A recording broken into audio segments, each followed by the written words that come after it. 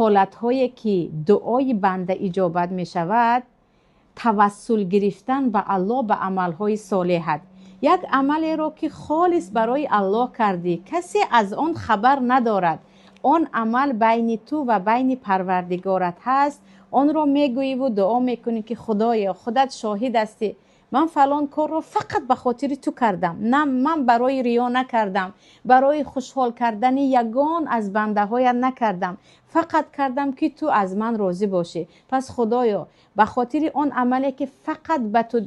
برای تو انجام دادم، دعای مرا اجابت کن و این حاجت مرا برآورده کن. یعنی با عمل صالح خود توسل کردن. حدیث در صحیح بخاری هست که کارهای ناممکنی محال را ممکن میکند. عزیزانی که خواهر و برادرانی که مادرانی که در مشکلی های سخت جای نمیابید که حل مشکلی شما پیدا شود، دویده نزد فالبین و نزد این کثافت هایی که حتی کافر هستند و باید از روی شریع اگر حکم شود کشته شوند، و جای به نزد اینها رفتن، همان پولی که به اینها میدهید به یگان بیچاره خود از اهل بیتتان باشد، خواه همسایتان باشد، خواه یک مریضی که در بیمارستان در پشت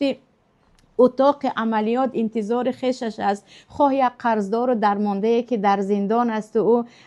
در حالت وزمین است، به او همان پول را بدهید و دعا کنید که خدایا این پول را فقط برای تو دادم، برای رضاگی تو دادم، مشکلی های مرا برآورده کن. در اینجا دعاها اجابت می شود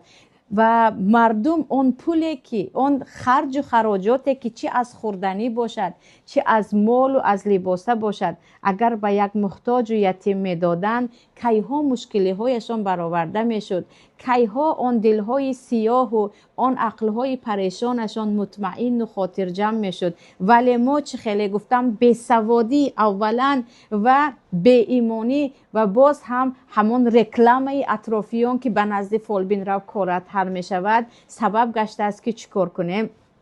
دویده در مشکلی ها پناه ببریم به کثافتی اون